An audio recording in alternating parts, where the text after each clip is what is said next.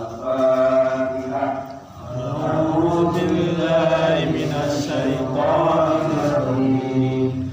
Bismillahirrahmanirrahim. Alhamdulillahi rabbil alamin. Ar-Rahmanir Rahim. Maliki yaumiddin. Iyyaka na'budu wa iyyaka nasta'in. Ihdinas siratal mustaqim. Siratal ladzina an'amta 'alaihim ghairil maghdubi 'alaihim waladdallin.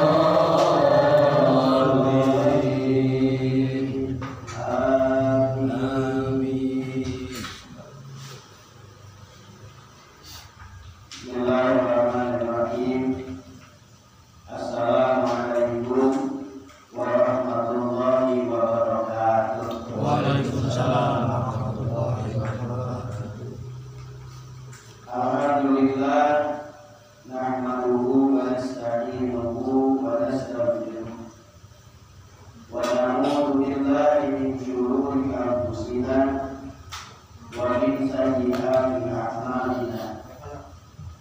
May yahdihillahu fala mudilla lahu wa may yudlilhu fala hadiya lahu. Asyhadu an la ilaha illallah wahdahu la syarika lahu wa asyhadu anna sayyidana wa nabiyyana Muhammadan abduhu wa rasuluhu la nabiyya lahu. Ini lagi muter balik. Allahumma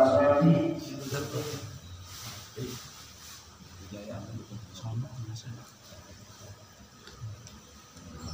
Allahumma shalli wa sallim wa barik ala sayyidina Muhammadin wa ala alihi wa ashabihi wa man tabi'ahum bi ihsanin ila yaumil qiyamah. Amma ba'du, faqad qala ta'ala fi kitabihil hakim wa huwa asdaqul qa'ilin. A'udzu billahi minasy syaithanir rajim. Bismillahirrahmanirrahim. Ya ayyuhalladzina amanu taqullaha haqqa tuqatih wa la tamutunna illa wa antum muslimun. Shadaqallahul azim wa shadaqa rasulul karim.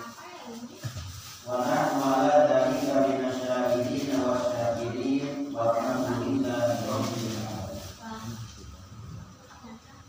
Ya kami hormati dan salam kita muliakan segenap kepengurusan baik musyawarah dan ketua dan segenap panitia pembangunan musyawarah dan para alim ulama, para khatib, para asatidzah, para guru, para bidat, para sepuh, yang hadir kesempatan malam hari ini yang juga mengawali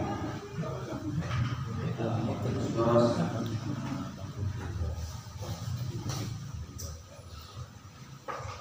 hadir bersama kita yang berbagi kebersamaan dalam apa mencari suara yang kuat dari kebenaran saya akhirnya kita pelajari dari musyawarah dan kehadiran masa ini dan Pak RPNI dan Pak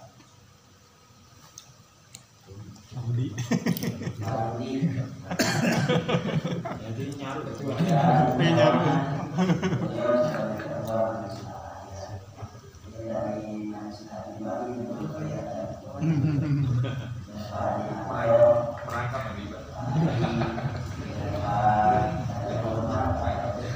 Apanya nggak datang?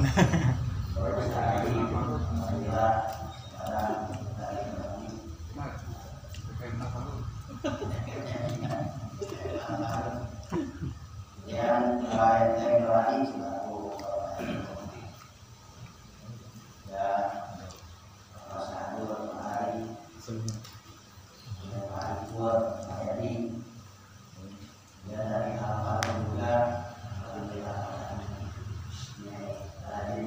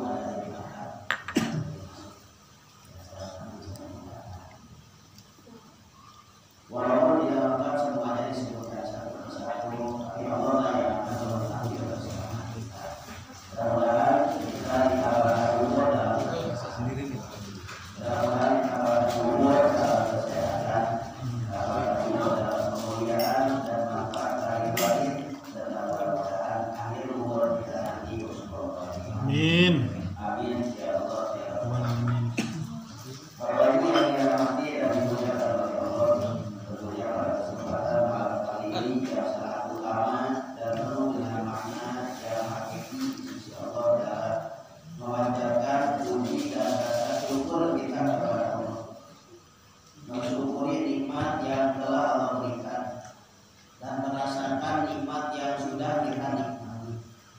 Ternyata kalau kita terapkan dengan sebenar-benarnya perlahanan kita yang akan keluar dari lubuk hati sanubari kita, semua yang kita dapati itu adalah anugerah pemberian Allah Subhanahu wa Ta'ala. Betul ya Pak? Semuanya pemberian Allah. Oleh karenanya mudah-mudahan apa yang sudah Allah berikan kepada kita bisa memanfaatkannya di jalan yang diridhoi oleh Allah Subhanahu wa Ta'ala.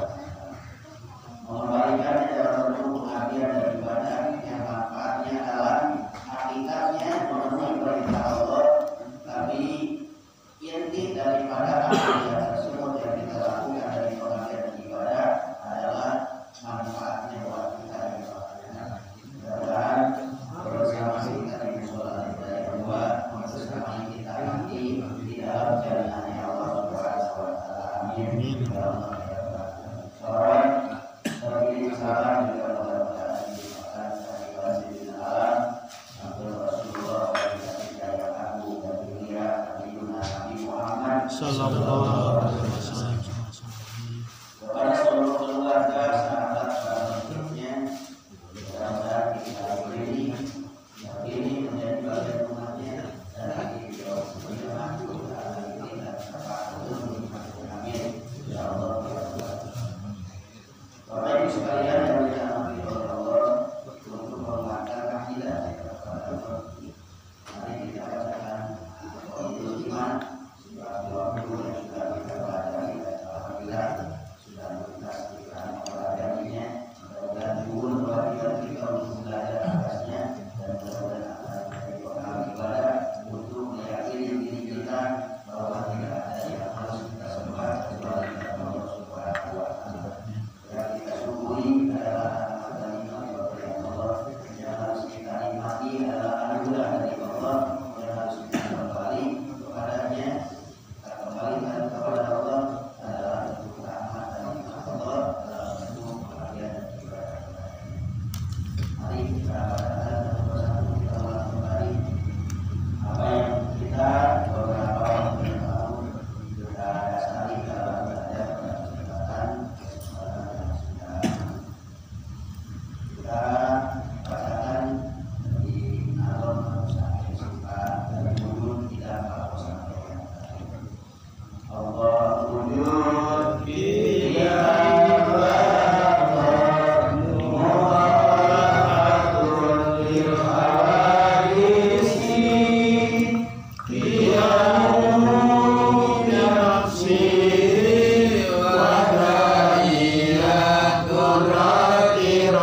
Wa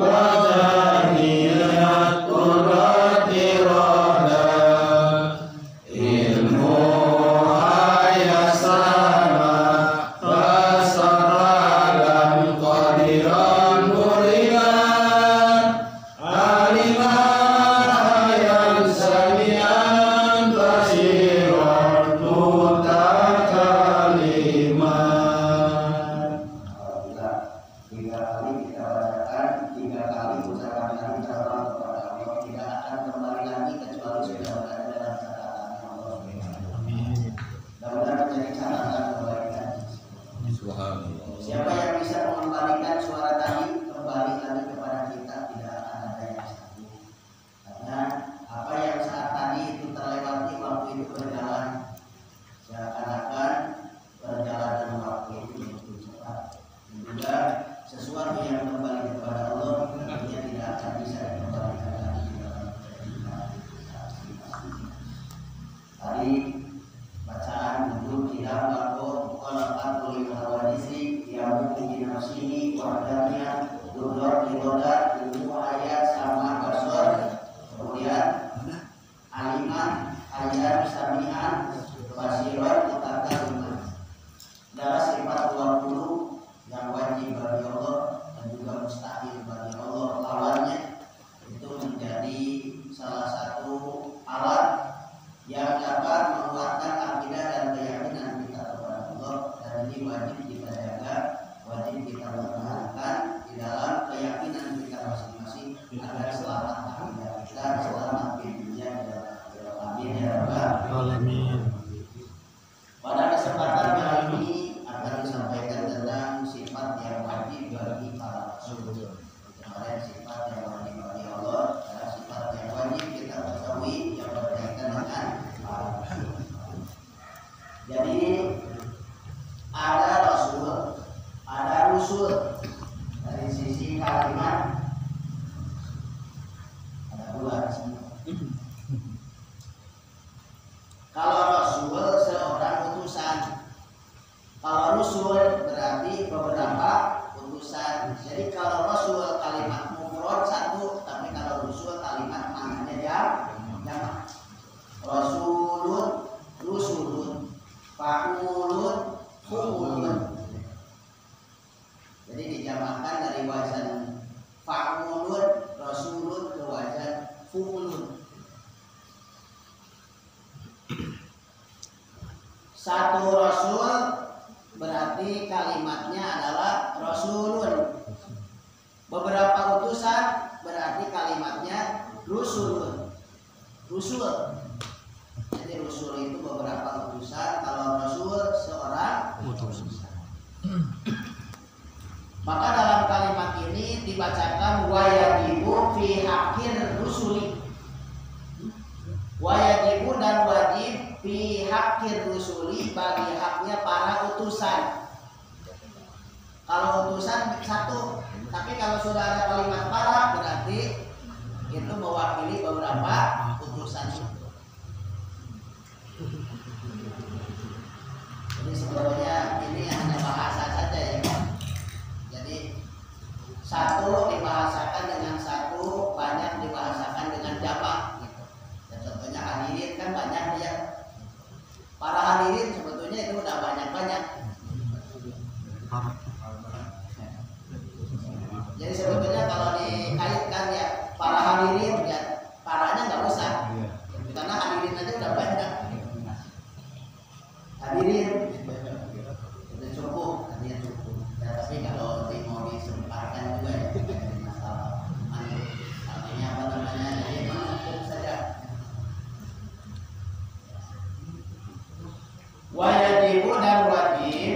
Nah, wajib yang dimaksud ini adalah wajib bukan wajib secara syariah, tapi wajib secara aqidul iman atau secara usul. Jadi yang dimaksud dalam aqidul iman ini, wajib ini adalah sesuatu hal yang wajib adanya, mustahil tidak adanya.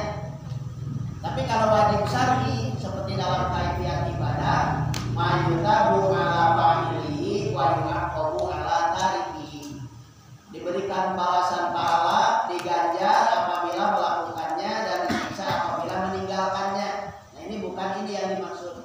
Tapi yang dimaksud adalah satu hal yang wajib. Ketika wajib itu kepada Allah berarti satu hal yang wajib adanya bagi Allah dan mustahil tidak adanya, itu yang disebut wajib. Kemudian sekarang bahasanya kepada rusul. Berarti satu hal yang wajib bagi rusul itu dan mustahil tidak adanya. Mustahil tidak adanya. Ada beberapa sifat, diantaranya fi haqqihim, fi haqqir rusuli alaihim, bagi mereka as-salatu rahmat Allah wassalam, dan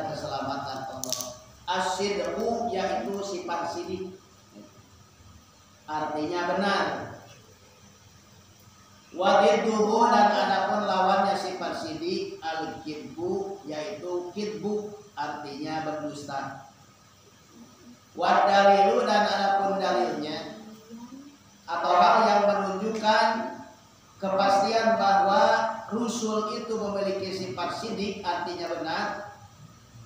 Ala dalika terhadap sifat sidik annahum sesungguhnya Rasul lau kadabu apabila berdusta Rasul lakana yakin terbukti khabarullahi ta'ala berita-berita dari Allah subhanahu wa ta'ala kadiban itu adalah dusta pula.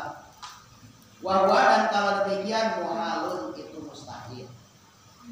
Sekarang kembali, kalau kemarin selesai tentang sifat yang wajib bagi Allah. Kita wajib mengetahui sifat yang berkaitan dengan Rasul, sifat-sifat Rasul, sifat-sifat utusan Allah.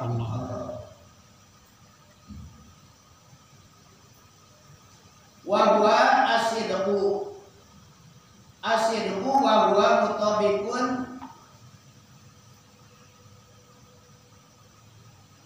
khobaruhum lil waqi'i. Yang disebut dengan sifat sidik itu adalah khobaruhum lil waqi'i. Apa yang disampaikannya itu sama dengan apa yang diperbuatnya. Ini yang disebut dengan sidik.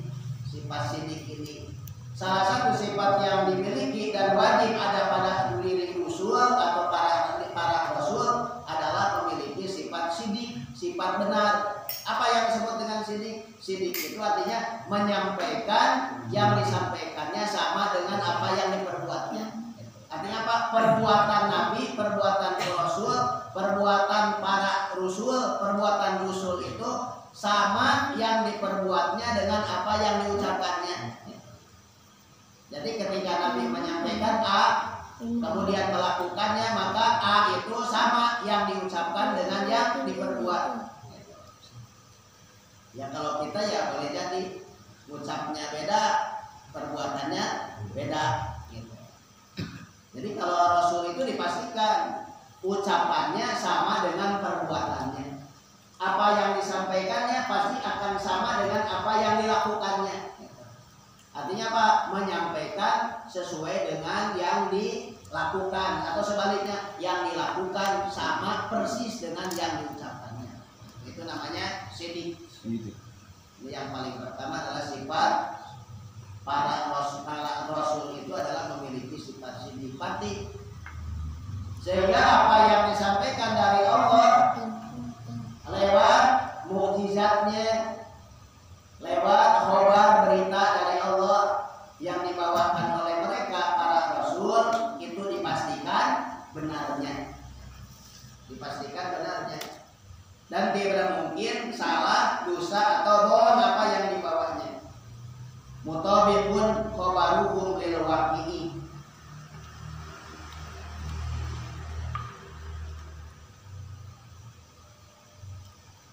Wadidduhu dan adapun lawannya al-kidbu yaitu sifat kidib. Adapun lawan atau yang bertentangan dengan sifat kidib, sifat sidik adalah kidib atau kidbun yakni dusta.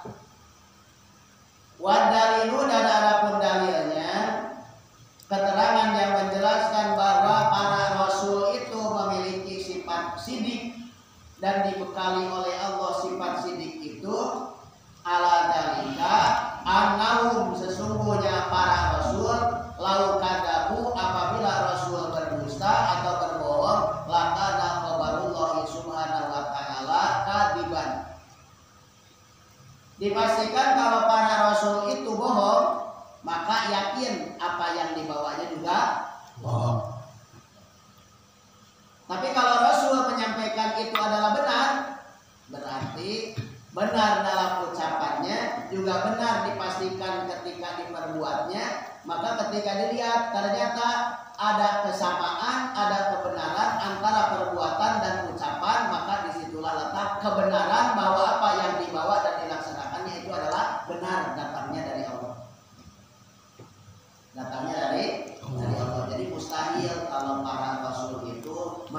menyamakan apa yang dibawa dari ajarannya dari Allah Subhanahu wa ta'ala. Jadi nggak mungkin Pak, dan harus kita yakini pasti para nabi kemudian para rasul itu yakin, kita yakini seyakin-yakinnya bahwa mereka utusan Allah yang diamanahkan oleh Allah untuk menyampaikan sifat sidik ini, sifat terpuji, sifat yang benar, sifat yang jauh daripada kedustaan, dan tidak mungkin para rasul itu berdusta, sehingga kita tanamkan keyakinan apa yang dibawakan oleh mereka adalah hal yang benar datangnya dari Allah Subhanahu wa ta'ala. Karena hal yang benar jangan pernah ragu untuk melakukan dan mengamalkan apa yang dibawa oleh para nabi dan oleh para Rasul. seperti Nabi menyampaikan bahwa hal-hal yang dapat membuat hati kita lembut, lemah dalam kebaikan, salah satu itu kalau kata orang Jawa itu satu maca Quran sama nane kan gitu ya Pak Rudi ya, maca Quran sama nane. Terus yang kedua nih salah satunya nih kumpulannya Sholat bengi lakonono. kumpolono, Sholat bengi sholat bengi lakonono. lakonono gitu. Jadi menunaikan sholat malam, sholat bengi lakonono. Terus yang ketiga, Wong soleh kumpulono. nah ini wong kang soleh kumpulono. Itu jadi dengan orang soleh, berkumpul dengan orang soleh. Kenapa? Berkumpul itu dengan siapa kita berkumpul pengaruh terhadap upaya kita atau terhadap diri kita. Kata orang tukang dagang begini, engkau dagang, engkau kumpul dengan tukang minyak wangi, engkau bayi wangi. Nah, engkau kumpul dengan siapa? Engkau pasti akan seperti itu. Nanti apa ini punya potensi bahwa kumpul ini kita tidak boleh sembarang kumpul. Karena walaupun secara lahiriahnya atau secara hakikatnya tidak ikut dengan kumpulan itu, tapi terkadang lahiriah punya potensi. Punya potensi. Artinya ada apa? Ada cap nih Pak. Ya Bu, ada cap. Ini ada cap. Ya sebetulnya ya mohon maaf umpamanya rambut yang acak-acakan segala macam itu kan ya sebetulnya ya belum tentu orang itu juga jahat atau belum tentu juga orang itu tidak baik gitu. Tapi hanya itu mencerminkan saja bahwa sebagian di antara orang yang punya perangai tidak baik itu kayak begitu gitu. Jadi artinya makanya kan itu jangan meniru, nanti khawatir kita disamakan gitu. Karena kata Nabi bilang ini, man tashabbaha minhum man tashabbaha biqaumin bahwa minhum, siapa yang menyerupai sesuatu kaum itu maka sama gitu. Nah, kita bergaul bergabung dengan orang yang baik, kata Nabi ya kita orang-orang baik-baik. Kumpulannya dengan orang-orang soleh maka termasuk orang-orang soleh. Gitu. Kumpul dengan orang jahat walaupun tidak berbuat jahat kita termasuk dia. Gitu. Padahal nggak berbuat jahat, Pak. Gitu.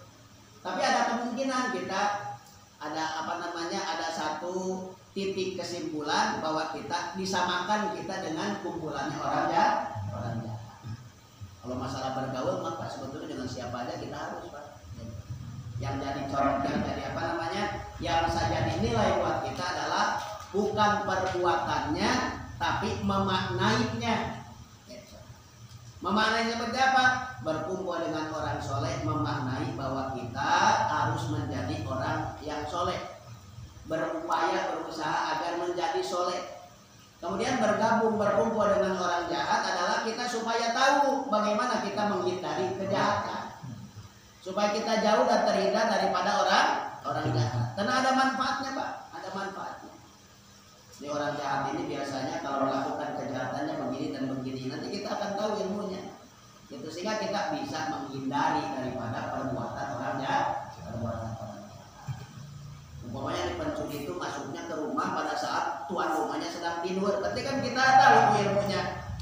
Pada saat kita terbangun dia nggak bakal berani masuk. Gitu. Makanya terbangunlah sepanjang malam. Jadi yang disebut tadi di dalam salah satu amalia baginda Nabi, zikir bengi lakonono, melakukan bangun tengah malam untuk berzikir, itu salah satunya menghindarkan dari orang berbuat jahat. Oh Pak, ada orang mau jahat ke rumah kita lagi. illallah, la ilaha illallah, la ilaha illallah. Kira-kira orang mau berbuat jahat masuk ke rumah, masuk nggak? Saya yakin nggak bakal masuk.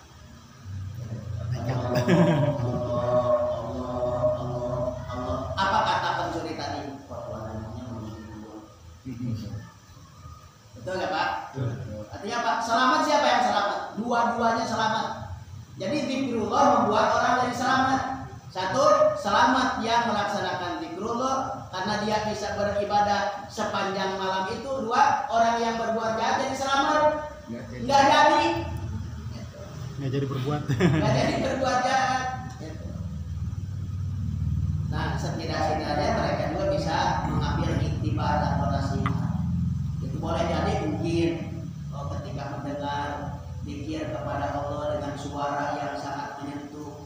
Boleh jadi ketika Allah menurunkan hidayahnya kepada mereka kepada dia yang mau masuk ke rumah untuk berbuat jahat, boleh jadi saat itu Allah turunkan hidayahnya. Tiba-tiba hatinya luluh, tiba-tiba hatinya menjadi tersentuh, pada akhirnya dia beristighfar kepada Allah dan bertaubat. Bisa jadi itu. Baca Quran sama maknanya, membaca Al-Quran dengan artinya, dengan maknanya, supaya tahu tujuan Al-Quran itu adalah apa. Nah terus kumpulono kongkang soleh. Jadi berkumpul dengan orang soleh. Supaya apa? Supaya kita terbawa soleh, supaya kita melakukan amal soleh, supaya kita membiasakan ya soleh, supaya kita nanti mudah-mudahan wafatnya dalam keadaan soleh. Nah kalau wafatnya soleh, husnul khotimah. Amin ya rabbal alamin.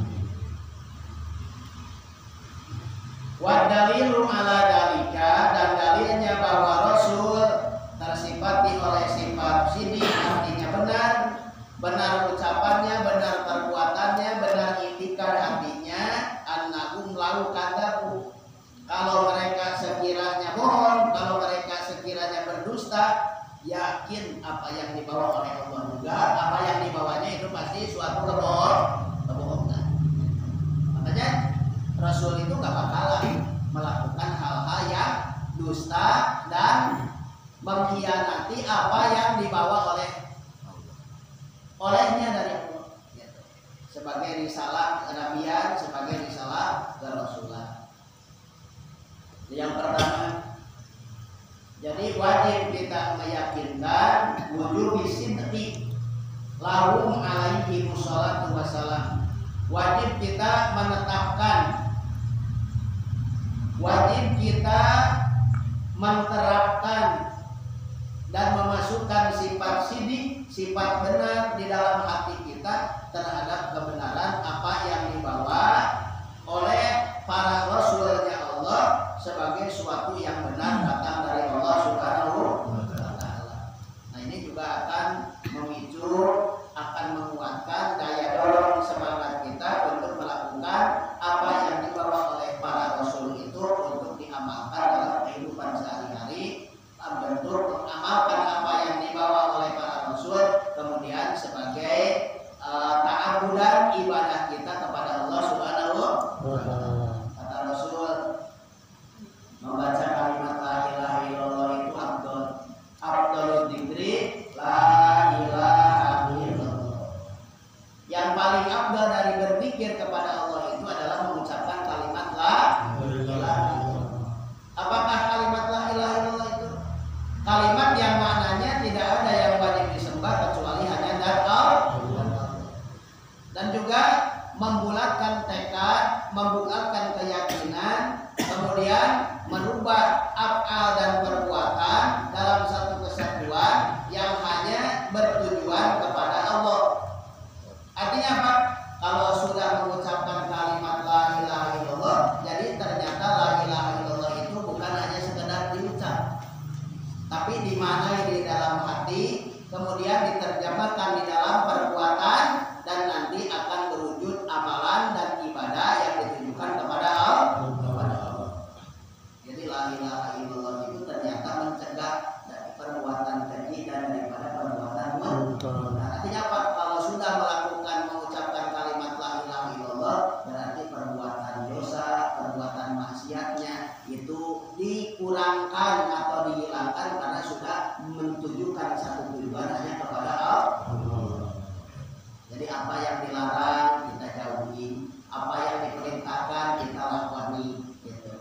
Itu kalau zikir la ilaha illallah itu menjadi zikir yang paling afdal. Jadi bukan ucapan, bukan hanya ucapan saja, tapi melakukan amaliyah dan perbuatan yang la ilaha illallah itu. Contohnya umpamanya merugikan orang lain dilarang. Kalau sudah la ilaha illallah jangan dilakukan. Melakukan hal yang baik-baik, melakukan berusaha yang enak-enak. Karena inilah yang diperintahkan oleh Allah. Bekerja yang baik, berusaha yang baik, kemudian berbisnis yang baik, termasuk beribadah juga yang baik. Yang baik mana beribadah yang baik sesuai dengan tuntunan dan ilmu yang diperintahkan. Karena waktu man bigoiri ilmin yang malu amalu marbudatul laku baru siapapun di antara kita beribadah kepada Allah tanpa ilmu, maka ibadah itu ditolak oleh Allah Subhanahu wa Ta'ala. Jadi maksudnya apa nih? Banyak yang harus kita pelajari, banyak yang harus kita kaji tentang amaliyah dan ibadah agar kita sampai amal ibadah itu kepada Allah. Jangan sampai apa? Jangan sampai kita ibadah sudah sampai pada akhirnya Allah tidak terima. Nah, salah satunya apa? Dengan la ilaha illallah kan semua amaliyah dan ibadah. Kata Allah syirik itu jangan, maka karena la ilaha sudah la ilaha illallah tidak menduakan Allah dalam ibadah. Karena menduakan Allah dalam ibadah hukumnya adalah musyrik, hukumnya adalah syirik, hukumnya adalah dosa besar kepada Allah. Mentauhidkan amaliyah, jadi menunjukkan segala amaliyah, segala perbuatan dengan la ilaha illallah disucikan dalam bentuk ibadah, Jadi sudah mengucapkan kalimat la ilaha illallah, maka seluruh amaliyah kita tertujunya hanya kepada Allah. Seluruh amaliyah yang kita lakukan apabila tidak ditujukan kepada Allah dan tidak ada perintah dari Allah, maka itu wajib kita menjauhinya. Karena pada akhirnya kita kembali kepada Allah Subhanahu wa Ta'ala. Kita kembali kepada Allah, kita ada di dalam jalan yang benar, yang diridhoi dan dirahmati oleh Allah Subhanahu wa Ta'ala. Hanya ngaji, ya termasuk ngaji juga, termasuk ngaji memang ya sudah jelas-jelas ngaji itu perintah Allah, tapi memurnikan ketika ngaji dari awal sampai akhir ngaji ini juga menjadi suatu usaha dan upaya buat kita. Satu, agar ngajinya ini adalah lulus kemudian bagus, berarti dari awalnya harus diawali dengan sesuatu yang bagus. Contohnya mengucapkan kalimat basmalah dari rumah. Bismillahirrahmanirrahim. Bismillahirrahmanirrahim. Tawakkaltu 'ala Allah, la haula wa la quwwata illa billahil aliyyil azim. Ya Allah, saya jatuh hati. Ya Allah, saya ingin menghilangkan kebodohan. Ya Allah, saya ingin tahu apa yang menjadi keharusan dan yang tidak dilakukan. Ya Allah, saya ingin tahu apa yang tidak diperbolehkan. Ya Allah, saya ingin tahu apa yang akan membahagiakan. Ya Allah, saya ingin tahu apa yang nanti akan menyelamatkan. Ya Allah, saya ingin tahu dari belajar itu apa yang nanti membahayakan dalam hidup. Diawali dengan cara yang baik, membacakan basmalah. Kemudian di perjalanan juga berusaha untuk melakukan zikrullah, selalu ingat kepada Allah. Belajar itu suatu hal yang berat, tapi ketika Allah memudahkan tidak ada yang berat. Belajar itu juga suatu hal yang sulit, tapi ketika Allah memudahkan maka kesulitan itu tidak ada. Apalagi didorong oleh keyakinan bahwa kita dengan belajar akan berubah sesuatu hal yang tadinya buruk menjadi baik, yang baik menjadi lebih baik. Dan juga meyakini bahwa dengan belajar yang tadinya tidak bisa, dengan Allah memberi